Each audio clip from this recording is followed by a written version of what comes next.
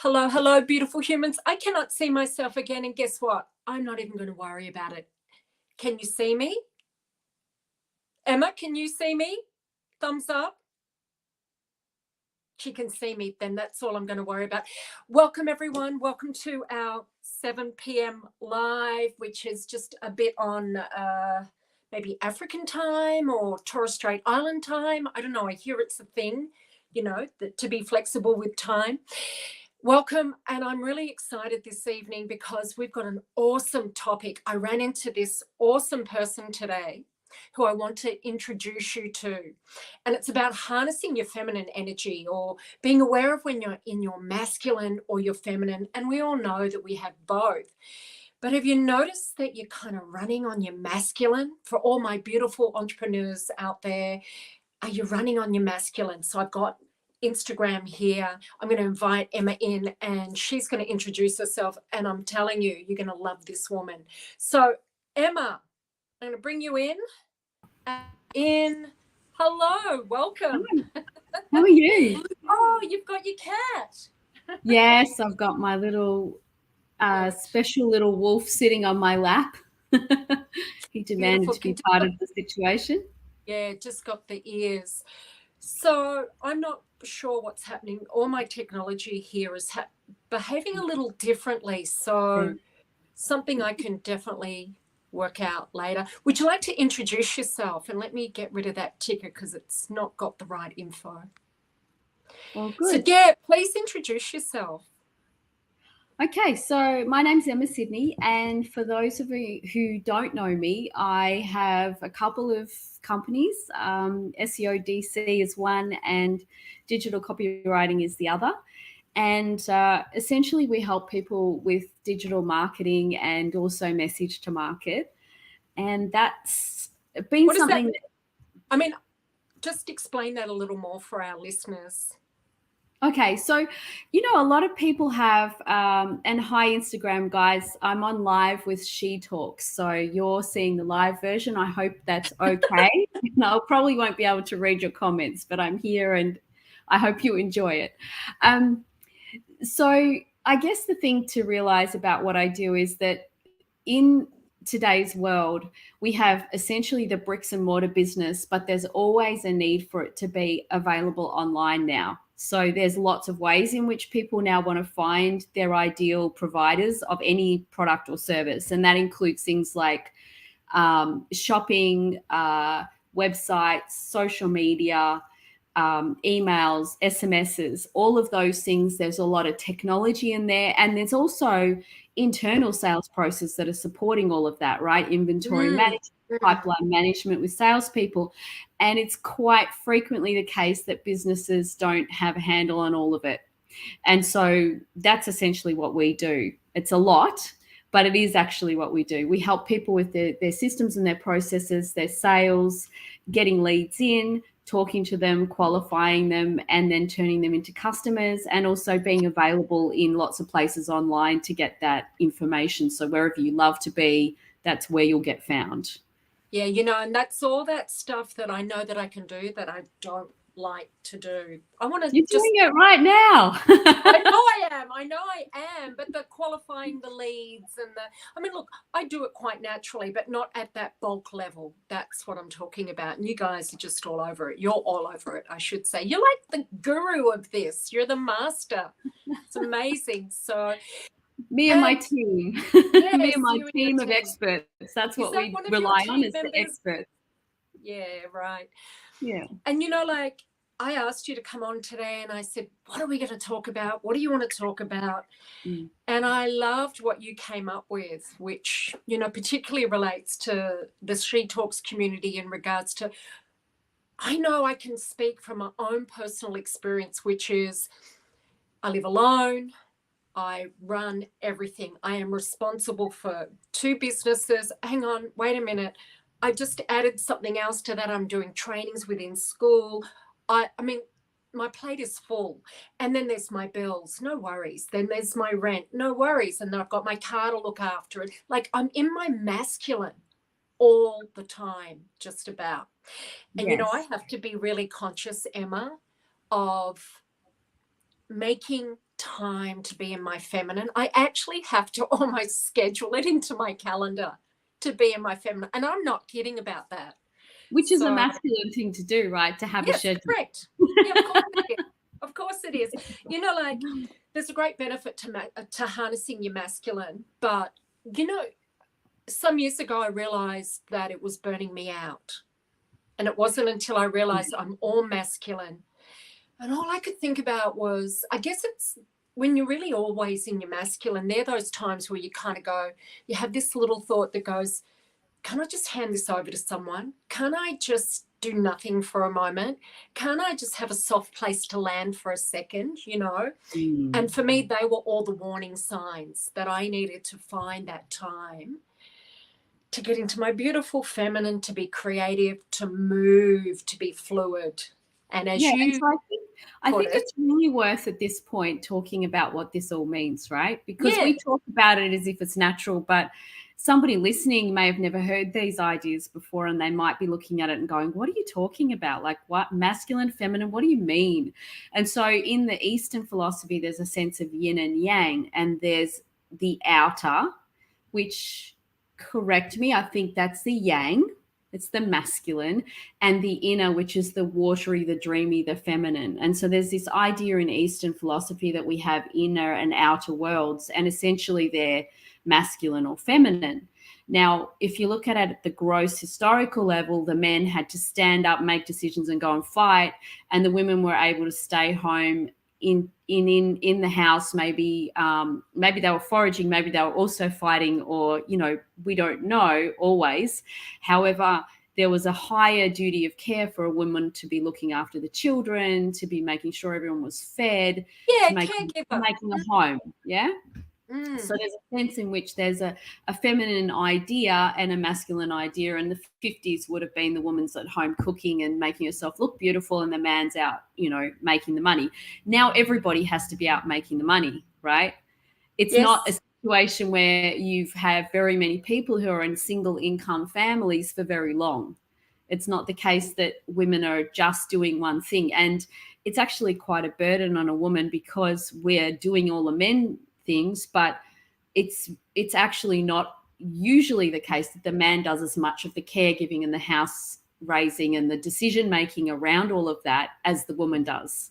Stereotypically, yeah, that's right. It's not, I mean, there's always exceptions, guys. So we're not trying to say that women do one thing and men do another. And I think that's actually one of the things we need to look at, the fact that male, female, hang on a second, let me get in your screen. There you go. So male, female, right?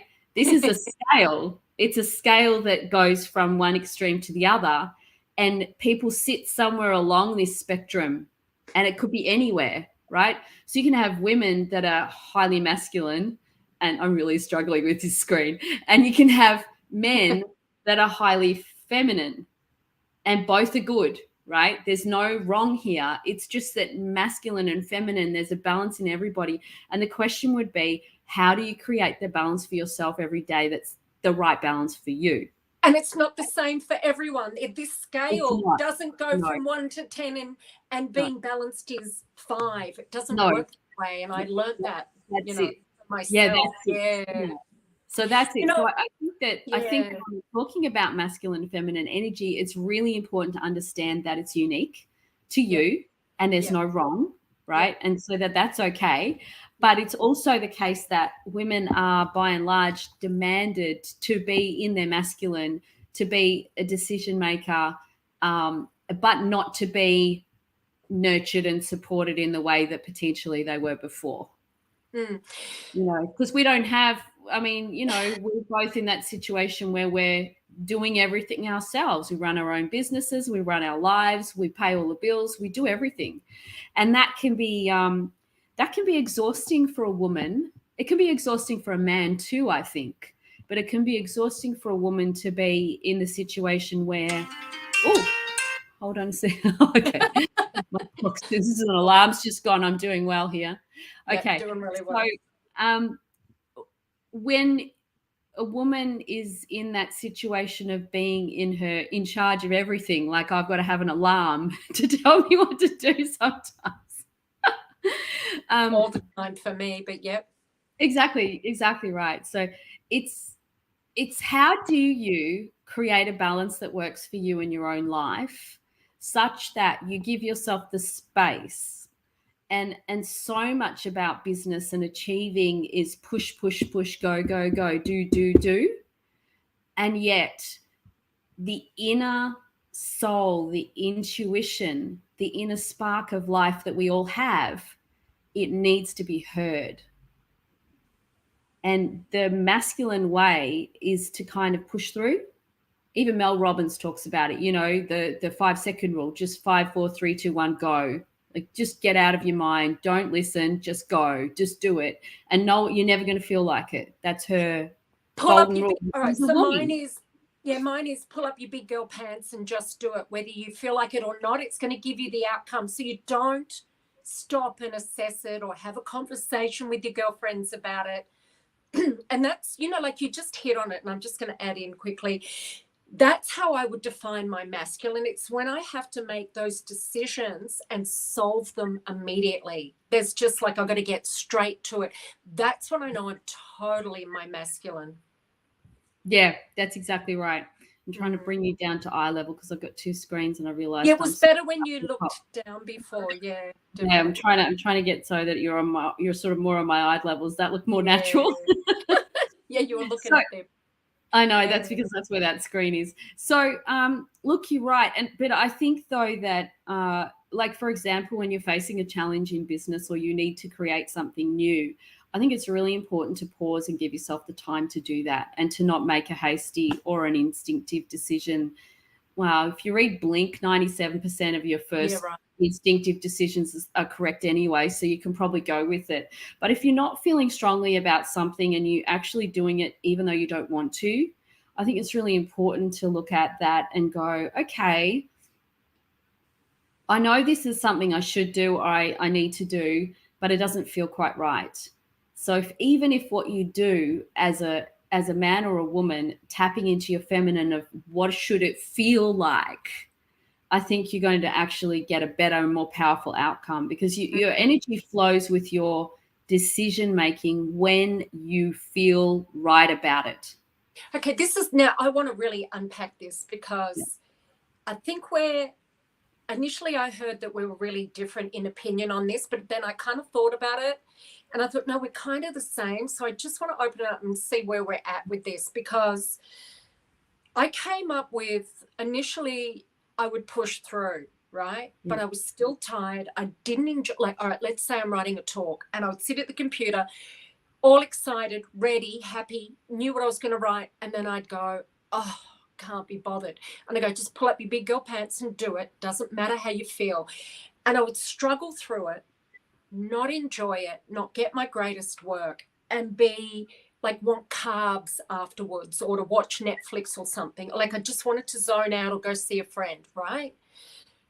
And I wasn't enjoying my days and I didn't want it to be that way. I'm a writer. I want to enjoy writing. I'm a speaker. I want to enjoy writing my talks. So I started trying something else, which was I still want to have that attitude of move the complaint or move the concern or the worry out of the way because I do actually want to write. I do want the outcome. Do I want this outcome? Yes. Okay, so I'm still going to pull up my big girl pants, but I want to hustle through it. I don't want to push myself. 3, 2, 1, go. It wasn't enough. It wasn't satisfying. And I discovered, are we on the same page so far? No. Okay, I'm getting there. No, I agree with you so far. What I think you're saying is exactly where I think we do need to look at what's the other approach, right? Yeah. And you're getting to what your approach is that works. So let's go. Let's go. I knew you'd see it. Yeah. And then I thought, I need to be in my feminine when I'm writing because that's creativity. I'm connecting with my audience. And then I thought, okay, so what I need to do is not push through, be present to, not push through, be present to what I'm feeling, acknowledging what I'm feeling. Yeah, I thought we were talking. Yeah, I got goosebumps now.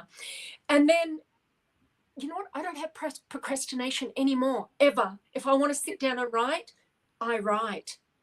I'm doing my best writing at the moment. I'm being asked to write for magazines, and I'm loving it and enjoying it more than I've ever before, obviously. Yeah, and so I'm just getting really present and going, well, yeah, I couldn't be bothered. Yes. And then I start thinking about how good it would be to write, and let me just stop for a minute then, rather than sitting and just typing the words and hoping I get something. Instead, I just go, okay, stop for a minute. What would you like to write? What does it look like? What does it feel like? And I get into my creative, feminine, soft, flowy, meditative state. Yeah, and that's when I produced results that I was happy with, and I felt satisfied at the end, rather than before. I would be kind of like, I'm done. I'm over this. Yeah. And that's exactly what I'm talking about here. So what I'm talking about is that sense of fight that we put ourselves into, and fight leads to flight, because you've got the adrenaline going, right? You've got to fight or you got to flight. And so you fight, you're exhausted because you just want to get away. Like, you just, what are we doing Eat your here? carbs, sit on the couch. Mm-hmm. Exactly. So then the question is, okay, what can we tap into?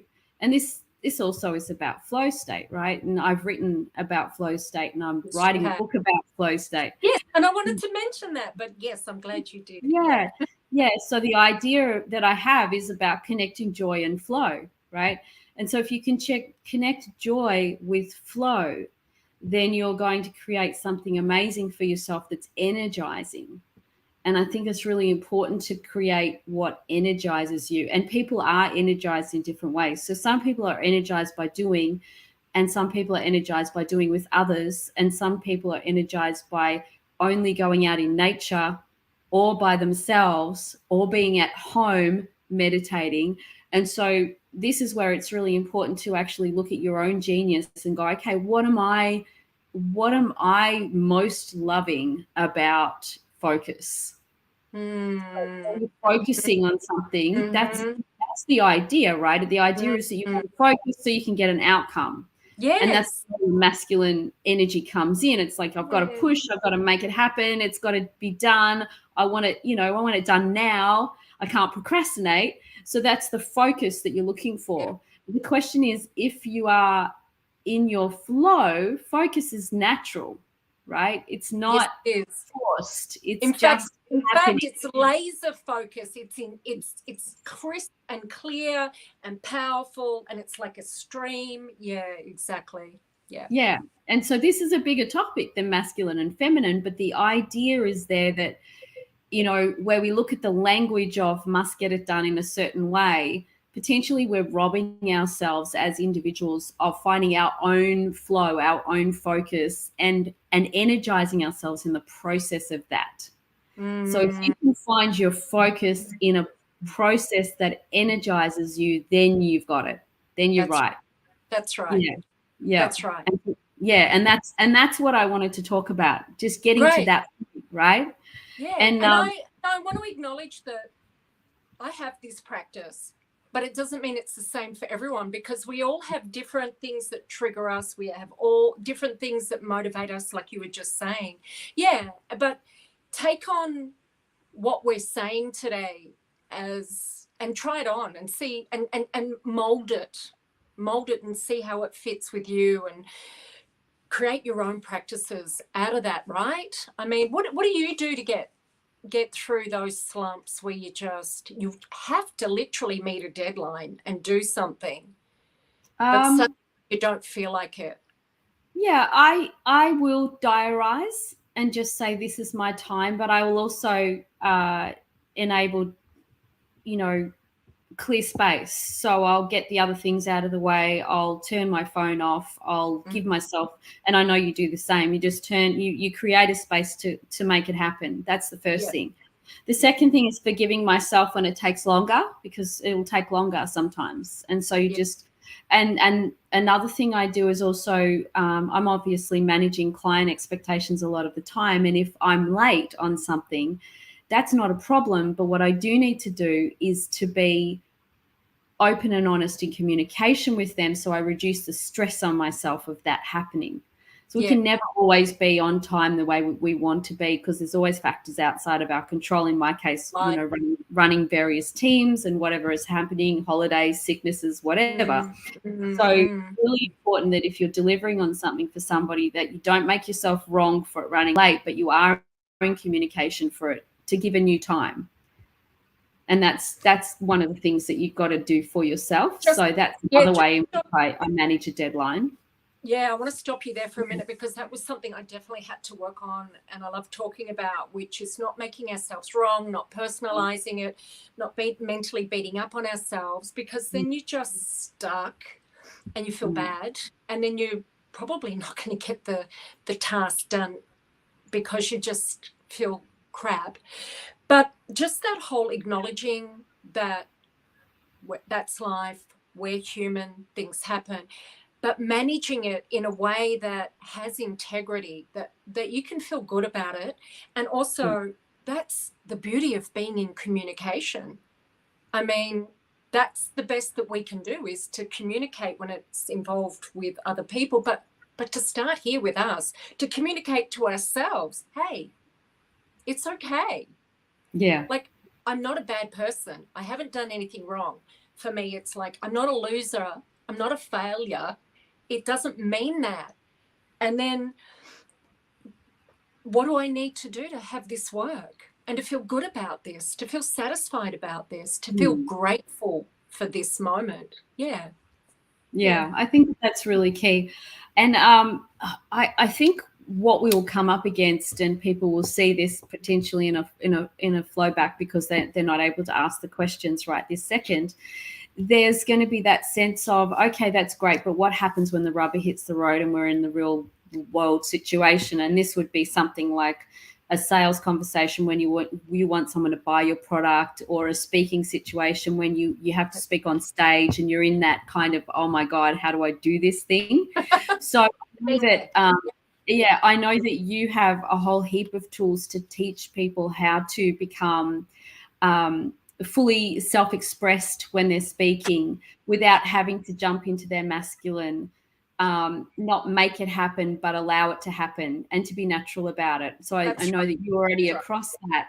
And on my side of, we've been talking about my sales program, and how one of the things that I think people learn is they learn features, advantages, and benefits, and they learn how to do sales, as in closes and things like that. But matching your energy to the person you're sitting with is actually really key to making a difference to the conversation.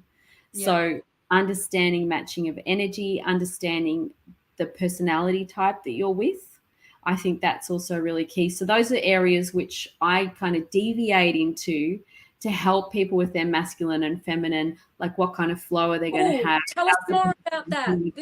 This has piqued my interest. So tell me more about that. All right, before you do, I have to, a little sidebar or a little addition is, when you were saying that, I was thinking, and I know you'd agree, because we've spoken about this before, there are times when, yes, you're matching your energy, but you can also uplift people's energy, but you can't be too rowdy and excited when someone's really soft and quiet, because they'll just be like, oh, too much, right? Yeah. But we can play with that energy and lift energy, which you can certainly do. Okay, that's what I wanted to say. I want to hear more about what you have to say, actually. There's an easy way to do that, of course. I mean, when we teach the sales process, I teach about opening and icebreakers, which is something, if you've learned sales, you'd know about. But with sales, icebreakers and opening, my favorite game is, how long can I get the client to talk about themselves before they ask me why I'm here? Right. If I can have that conversation with them, so that they feel like they're having a great conversation, then say, oh, well, why are you here then? And so then I've got permission. Sorry, go on.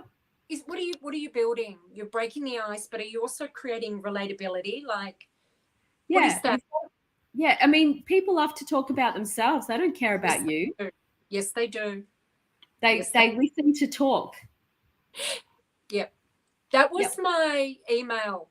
That was my newsletter this week. Oh, well, you know what Yeah, I'm talking about. yeah, Yes, yeah. yes, Go on. exactly. That's exactly what you talked about. You're right. Yes.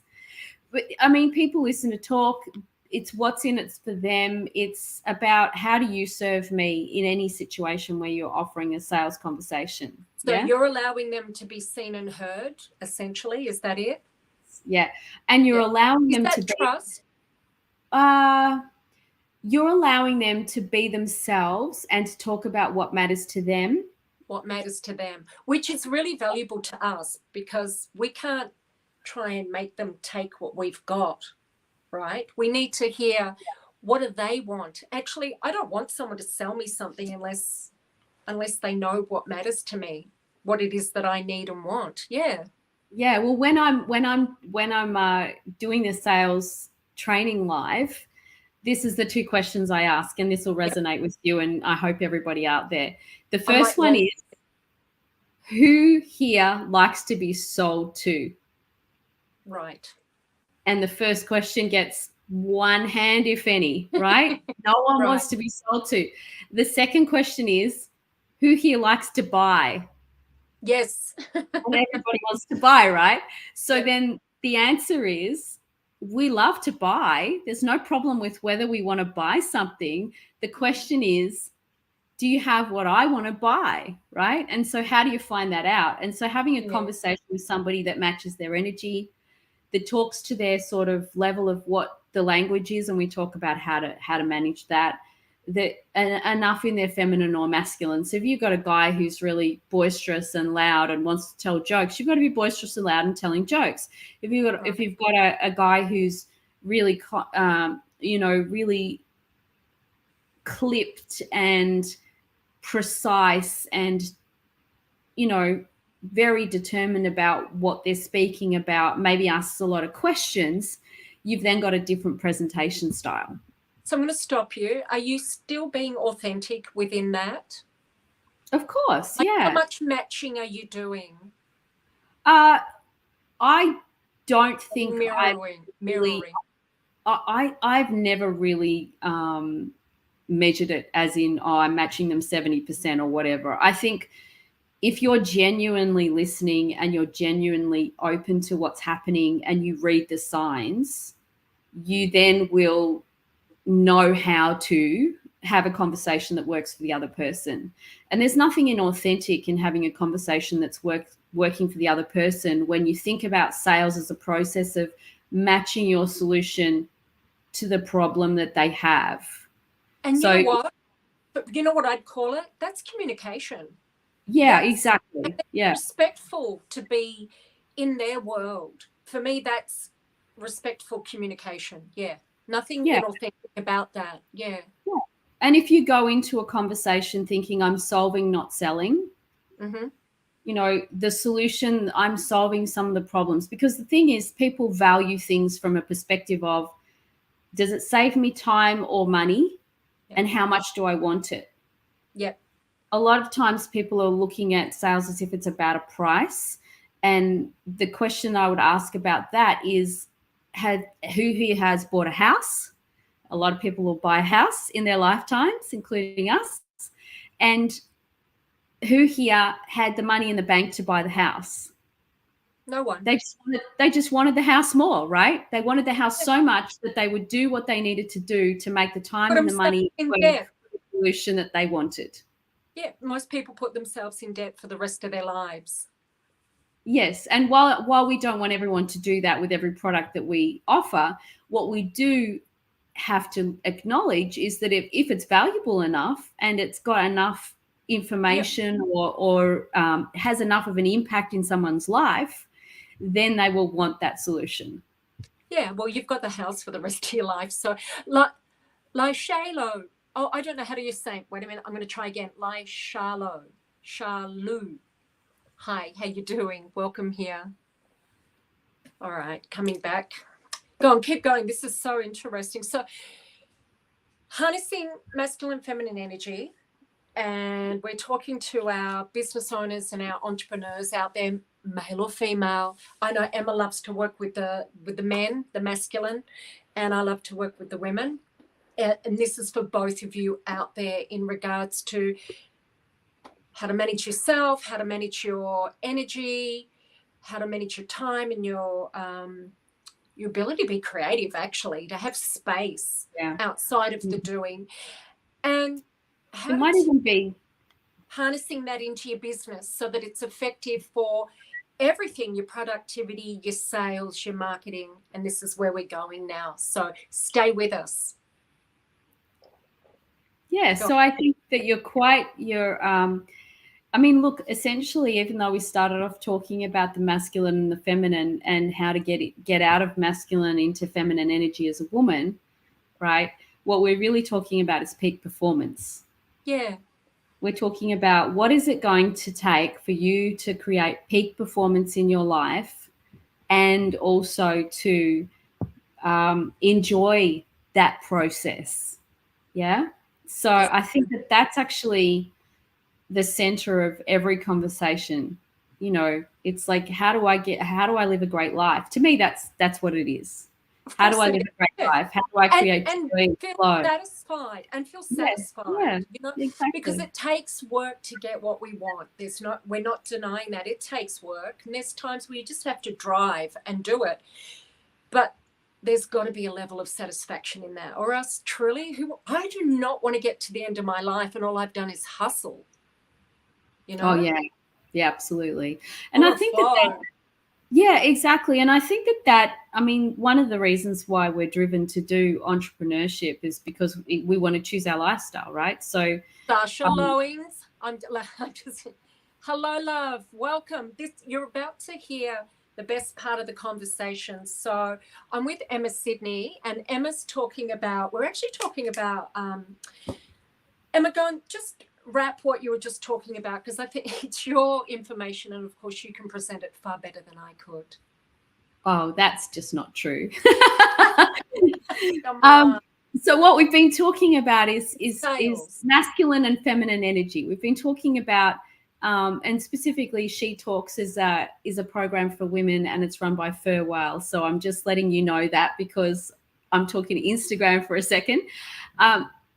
She Talks is a really empowering space for women to look at how that they can talk and live themselves, live their authentic life, right?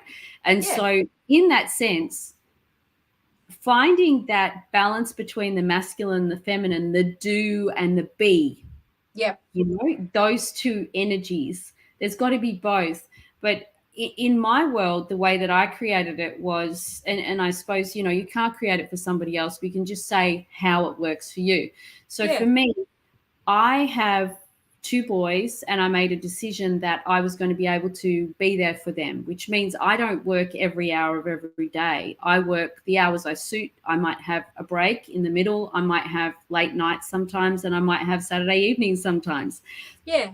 Other times I might sleep in. In fact, sleeping in is probably not one of my big cherry on top things, but I don't necessarily work a lot of hours every day. Some days, yes. Some days, no. Some days, yes.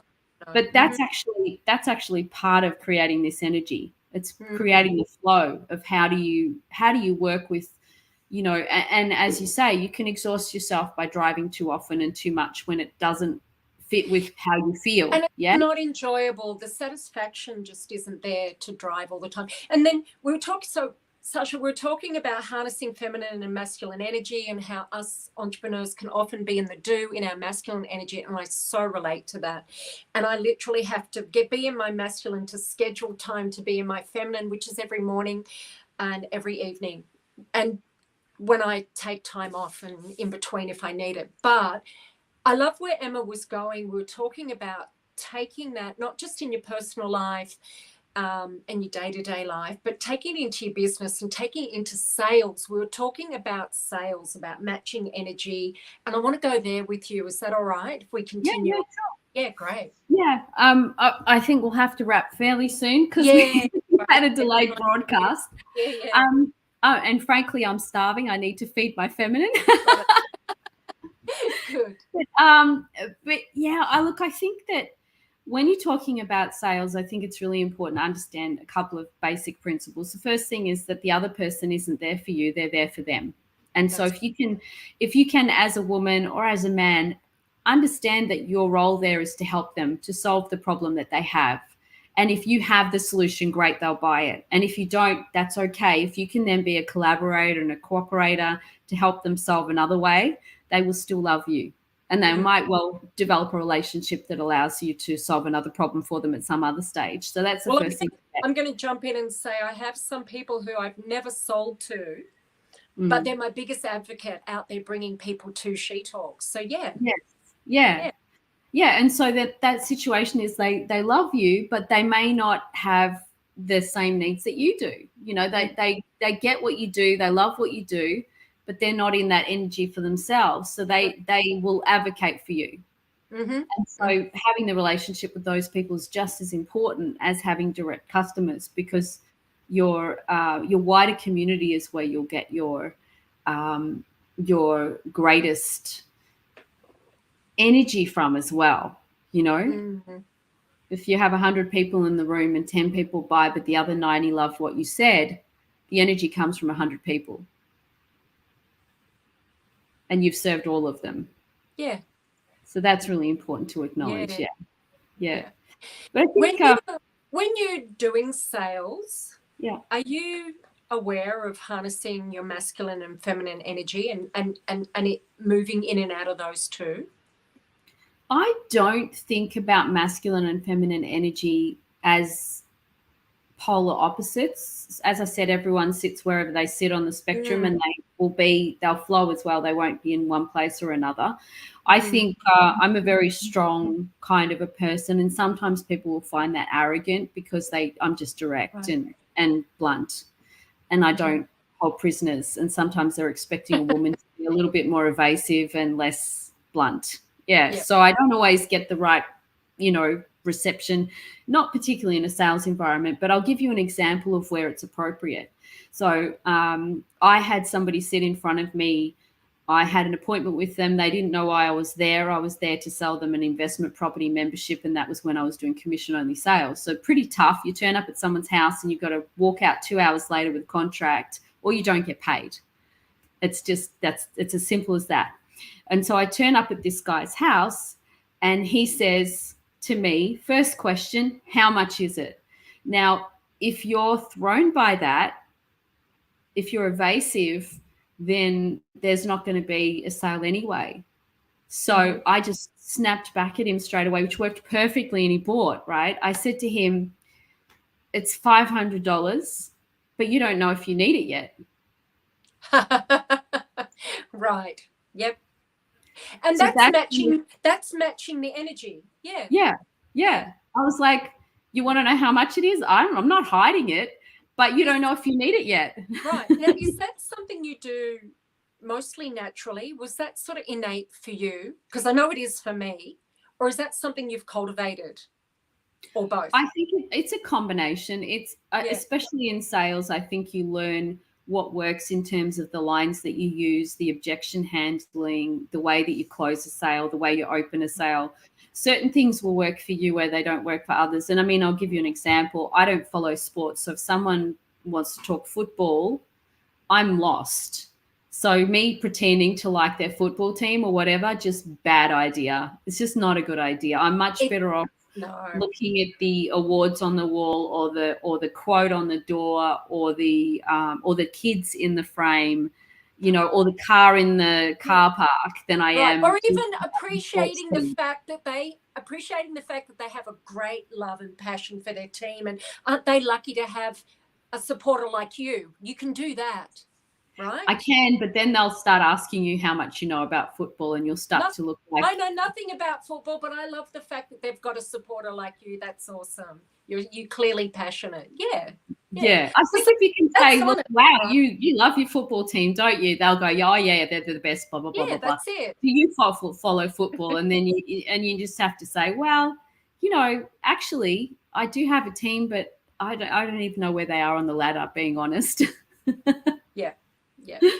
So I think you have to match energy and talk about things that you're passionate about as well. Yeah. And I think it's smart to talk about things that you can see they're interested in. But I mean, the easiest way, especially in a sales conversation and you're in a B2B situation, B2C is different, but B2B, business to business for anyone who's not clear, business to business situation, tell me about your business. That's the best way to start any business. So there's a tip for you right now. Tell me about your business is the best way to start a sales conversation, because they're talking about themselves. It's not too private. You don't have to know anything about it. They're going to want to talk about it.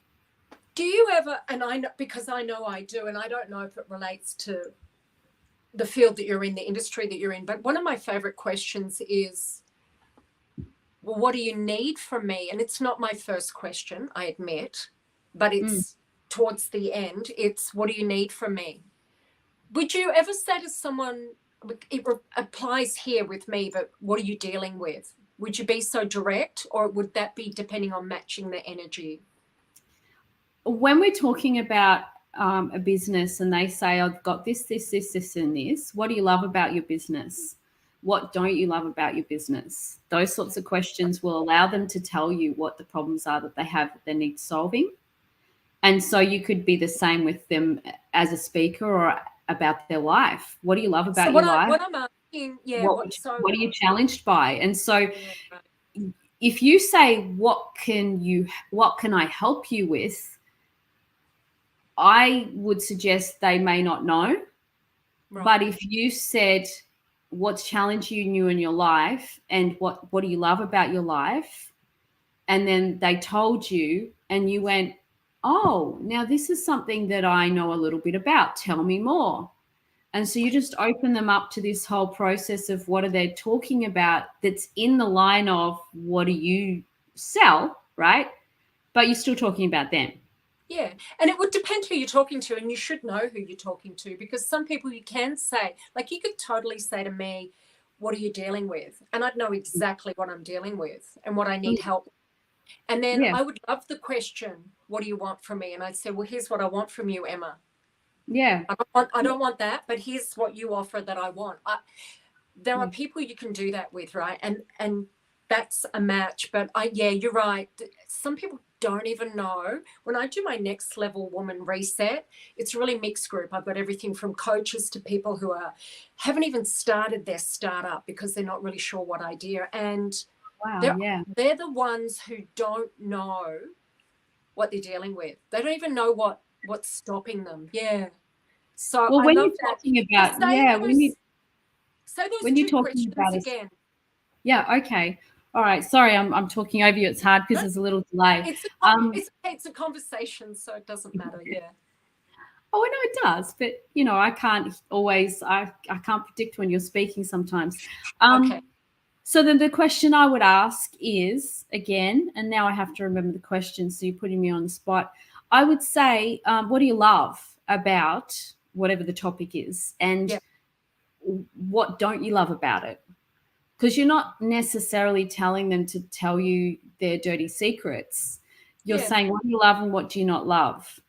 And so they will say, oh, no, I love everything about my business. And you go, oh, that's really, really great. Why do you love it so much? What's going on that's so awesome? And so you can just go where they want to go. Or if they say, oh, look, everything's great in the area that you work with. Like, say, back in the day, it was freight forwarding. So, the warehousing and the inventory management, that's fine. It's the people I'm having a problem with, and so you can find out what it is, whether it's relevant to you or not is secondary. It's actually about cementing the conversation and having someone be open and transparent with you about who they are and what they're dealing with. And then that gives you a basis for trust. It doesn't always give you a basis for you have a solution that they need, but it gives you a basis for a real conversation around who they are as a person and that you value that. Yeah, fantastic. Well, what about the person? What about when you're talking to someone who you just know that they're looking to you for your services, but there's just a few things in their way? How would you speak to them? What questions would you ask them? Would you outright say what's in your way? I think if you value your services and you know that what you offer is worthwhile and good, then you'll understand that there's basically only two objections in everything, which is time and money. A lot of people will try and drop their prices and bring the time forward. But my advice to our clients is always to just work with the client's timing. So if someone's not ready, they're not ready. Yeah. And that's okay, right? And so it may be a matter of they're not ready because they don't trust you, and a smaller bite of the cherry would be a better situation. But it also may just be that, it's 2 months away instead of one. So, I mean, I put out a quote to a guy for, I think he wanted me help with his LinkedIn profile. He's a local guy. So I was like, okay, I'll help you with these piecemeal sorts of things. Mm-hmm.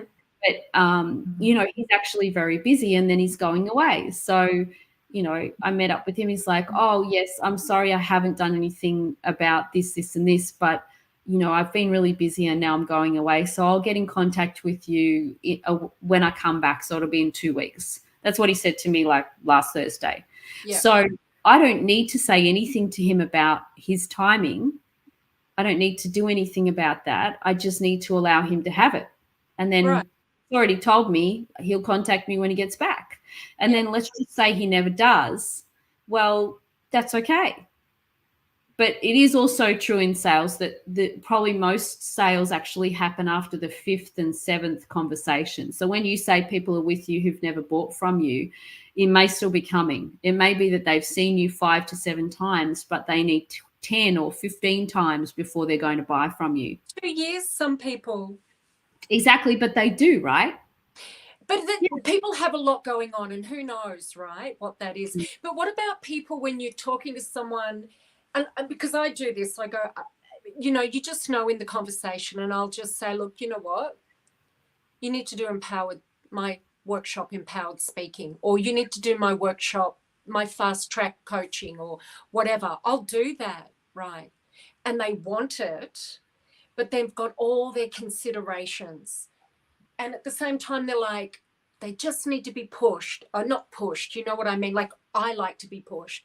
Not everyone does, but what do you think is missing for them? It's not trust, time they can work out. It's not money. It's whatever all their other stuff is. What do you say to them? I would go from the other perspective of, so what I can see that you're dealing with is that you would like to be more confident on. This is just a very blasé example because the Empowered Woman Workshop is not one that I've specifically done that I know exactly what the content is, right? But let's just say it was, it sounds to me like you would love to be more confident when you're talking on stage. Am I right? Yes. It sounds to me like you're having a little bit of trouble working out exactly how to get the flow of the topic and, the content right for the audience. So maybe you're not sure exactly who you need to speak to even. Is that correct? Yes. So remember the yes. I mean, I don't know. Maybe you don't know. But you get them to say yes, right? So you're not asking them to say yes to fail. You're asking them to say yes to the things that they're overcoming, and they feel heard because they understand that you've heard what they said and you're correct about it, right? What do you think would happen if you didn't do anything about these two things that you've just told me about for the next 6 to 12 months? And then they would say what they said about that. And 99% of the time they're going to say, well, nothing's going to change, or I'm not going to get any better. And okay, what impact would that have on yourself and your life? Yeah. Oh, well, I wouldn't have the money that I think I'll get if I'm speaking more effectively. I won't get the clients that I want because I won't know my audience. I won't have the content that I need to create a better standard of living. And so does that impact you financially? Yes, it does. It'll mean that I don't have this. And what would you like to see happen instead of that? Right. And so then they will sell themselves into your course and fast track it for you. That's so powerful. Because they know that they can't get out of their own way without it.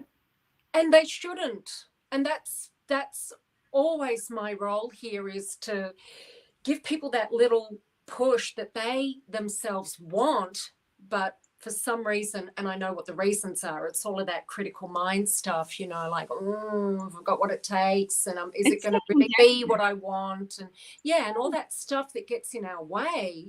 Yeah. And I like to get that out of the way for people. But that's, look, that whole, they're the ones saying, yes, this is what I want. It's not us telling them what they need. And that's powerful. That's really powerful. Yeah. And I think I know that for myself. It's like I've said this is what I need to fix for so long. This is what I need to learn for so long. This is what I need to change for so long. That you just do it. And if you really just acknowledge and own, all right, I really do want this. Well, let me move hell and high water to make it happen. We reach that point, but it takes those yeses, like you were saying, like just sort of out here in our conscious awareness rather than doing life and surviving and getting through and wishing and hoping and having stuff get in our way from our dreams, in the way of our dreams, I should say. Yeah. And I think that it's also really important in the context of serving women that we understand that they're all serving other people as well most of the time. That's right. And so they're working with everyone else's needs except their own. That's right. And so if that's the case, we then have to help them to own their own priority, right? That's it. Help them, assist them to own their own priority. Absolutely. And to recognize the impact. And recognize the impact that they have when they're more powerful, when they're more self-empowered, when they're happier, when they're more self-aware, when they're easier in themselves about who they are as a person. That's when they can be empowered. That's what I love doing. I love it when women see that and they go, you know what? Like I remember a whole conversation I had with two Muslim women, African Muslim women, and we were talking about they heard me time for the first time here in Australia. And I told them how I scheduled a lady of leisure time. I put it in my calendar, a whole day, lady of leisure. I don't think about what I'm doing. I do whatever feels good. I fluff around. And they're like, what? That's a thing? You know? And yeah. And so what else would you like to add? Because I know I should let you go because I know you're hungry. I guess if people have been listening to this, we have covered a lot of ground and that's going to be maybe a little confusing for people. But I think that that's how a normal conversation goes. It does cover ground and that's really fun. So the main takeaways I'd like people to understand from our conversation is that there is a sense in which being the best version of ourselves will be a mixture of masculine and feminine. And we also, in the way that we think and are in the world, will get energized by different people and different things depending on who we are. So it's okay to be energized by yourself. It's okay to be energized in a group. It's okay to be energized by being pushed, and it's okay to be energized by meditating. All of those being things in nature, like you said before, all of those things could be categorized as masculine or feminine, but the main thing is that people are made up how they're made up, and it's all correct. That's right. And it's not a scale of 1 to 10, and a balance of masculine and feminine energy is not 5.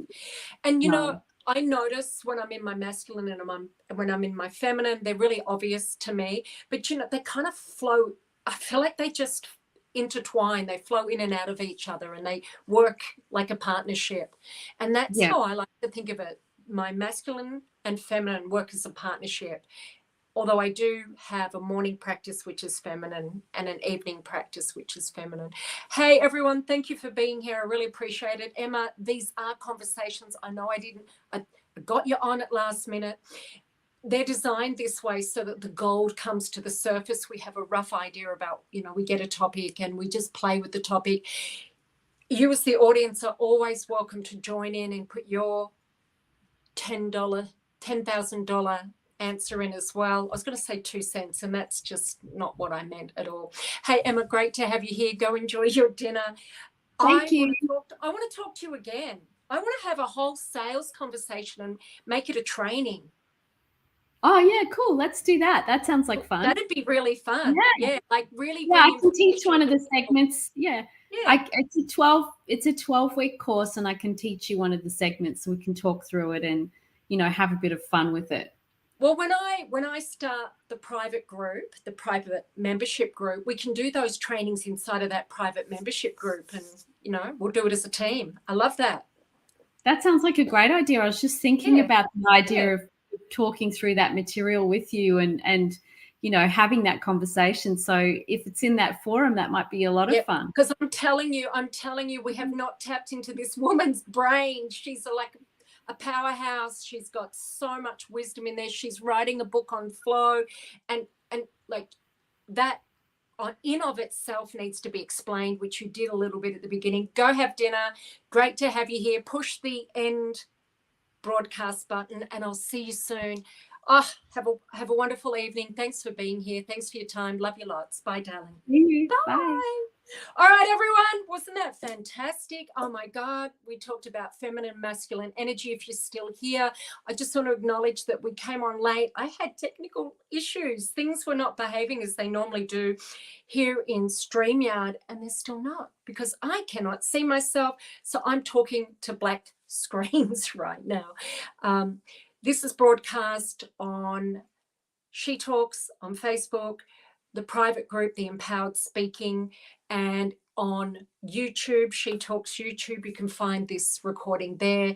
Come in, watch it again, learn from Emma, and I'll bring her back soon inside of the private membership group where you will get exclusive trainings. It's a membership group. It's $99 a month, and it hasn't started yet, but it will be starting very soon. I'll let you know. And there's gold in there. There's absolute gold. And these conversations are gold. I'm going to let you all go. Have a wonderful evening. Great to have you here. And I should tell you, the next Empowered Speaking workshop is on the 27th of August. And then Next Level Woman's gone. The next one is in end of October, September. There's one in October, November, December. They're every month.